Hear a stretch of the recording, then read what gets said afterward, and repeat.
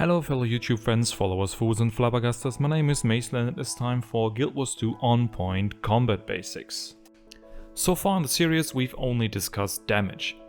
Damage is obviously important to pew stuff to death, but you also need to survive, and that is where defensive support comes into play. Defensive support in Guild Wars 2 is mainly coming from healing and boons, so let's talk about those. Let's start with healing. Everyone in Guild Wars 2 has access to one dedicated healing skill in the slot right next to the health circle. So especially in the early stages of the game, the access to healing can be very limited. Over time, you will usually unlock more active or passive healing tools on pretty much all of the classes in the game though. So how does healing work? Healing scales with a secondary attribute, healing power. This attribute you can find right here on your character stat sheet. This attribute does not only affect healing, it also increases the amount of your barrier. Barrier is a damage shield that is layered on top of your health number and is shown in a yellow number right above. Whenever you heal yourself or an ally, you will see green numbers popping up right on top of the respective character model. Healing power comes from all different kinds of sources and does not have a cap. As is always the case, going for healing power in your build comes at the cost of other defensive stats or damage. All skills, traits, runes and sigils in the game that include healing have unique base healing values and scaling factors. These might sound familiar to you from the damage calculations that we did. So with 0 healing power you only get the base healing. Regeneration, the boon, heals you for 130 per second at level 80 for example if you have 0 healing power. Then healing power is multiplied with the scaling coefficient and added on top of the base healing. This whole term is then multiplied by 1 plus the sum of all % healing multipliers, which can be both outgoing healing, which is also labeled as healing to other allies and excludes yourself, or incoming healing. An example of outgoing healing is the sigil of transference, which increases it by 10%. So the formula for total healing done looks like this. We have the base healing plus the healing power times the scaling coefficient times 1 plus the sum of healing multipliers. Now before we move over to boons, I wanted to mention a little bit of a niche side effect that exists in the game, and that is lifesteal. Effects that steal life, deal damage and heal you for a certain amount whenever a specific condition is satisfied, for example on damage dealt. While I would like to provide a general rule for scaling of this, lifesteal effects behave very inconsistently. Some scale with power in the damage and or healing power for the healing, while others do not. If you're interested in more detailed information on this, the wiki has a great page on it. Now let's move over to boons. I mentioned a couple of boons in the last few videos, mainly the ones that granted increased damage since that's what we were discussing. Examples of this would be Fury and Might. There are quite a few other boons though that have defensive benefits as well. Let's do a quick summary. There are 12 different boons in the game. Some of these boons stack in intensity, which means you can layer multiple instances of them, while others stack in duration.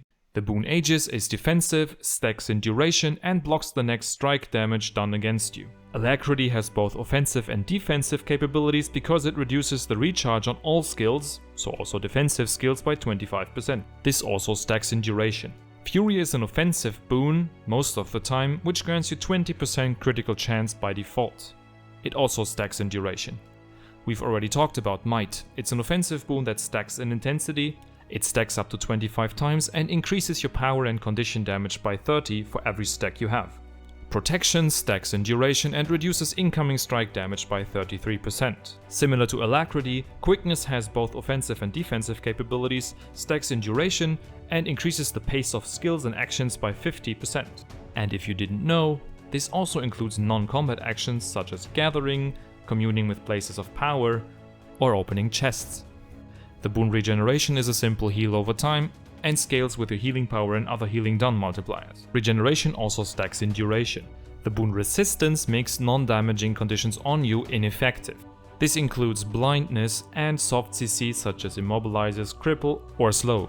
Resolution is basically the counterpart for condition damage of protection. It stacks in duration and reduces incoming condition damage by 33%.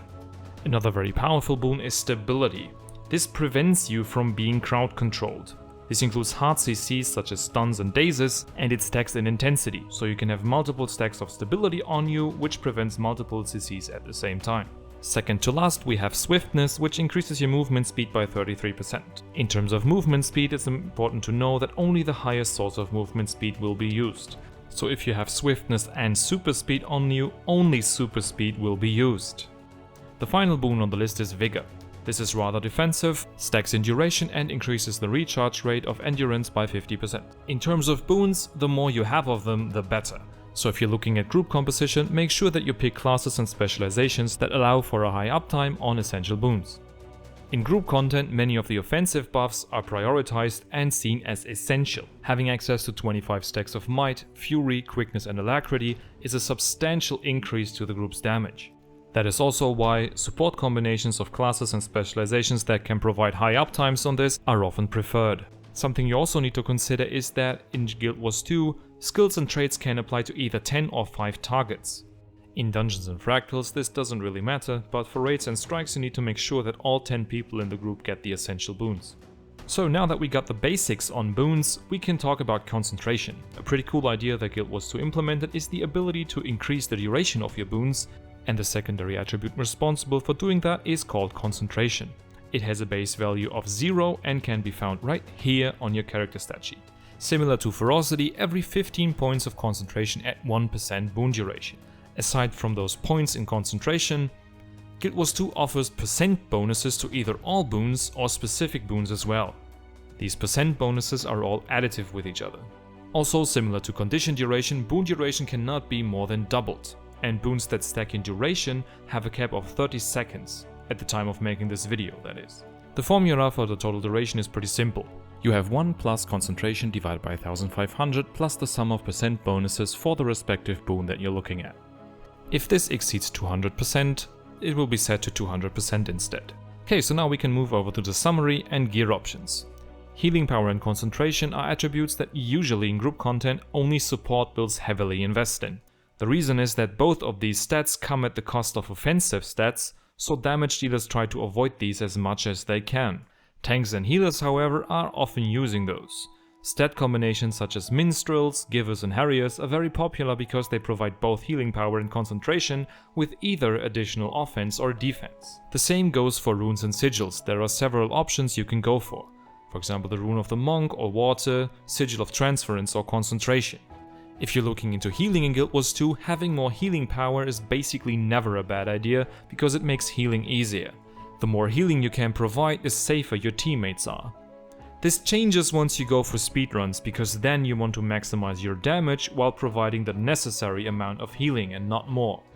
Concentration is a bit more complex. It largely depends on the boons you want to maintain on yourself or the group.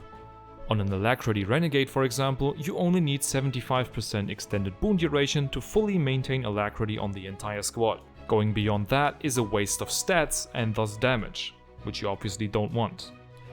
This focus can change in World vs World and Open World PvE though. There you often have to be survivable on your own, so going for healing power and concentration does not have to be a bad idea. After the recent changes to Celestial gear at the time of making this video, it now also affects boon duration and expertise. It is a very viable alternative that provides a jack-of-all-trades kind of playstyle, in both World vs World and Open World PvE on many classes. On classes with easy access to passive healing and regeneration, or barrier, investing a little bit more into healing power and concentration can be very much worth it. In order to verify the math that I've used before, I'm going to do a couple of example tests on healing power now. Testing boon duration is not very interesting. The duration you can directly see in the tooltip of the skills and traits. Just know that the tooltip is rounded to the closest quarter of a second, and the actual duration, however, is not rounded. In order to test the healing power formula, I just applied some damaging conditions to my character to reduce my health, and then healed myself up with the Well of Blood skill. So we're going to take a closer look at the initial heal of the skill, not the healing over time component. The build I used here is a pretty standard heal Scourge build. It has the trait Vital Persistence, which increases the incoming healing by 20%. The trait Last Rites also increases the healing power of this build based on the current health. So below 50% we have 1781 healing power. The skill Well of Blood has a base healing of 5240 and a scaling coefficient of 1 with healing power. Now if we put everything we know into the formula, we get a value of 8425. Now let's see what happens in-game.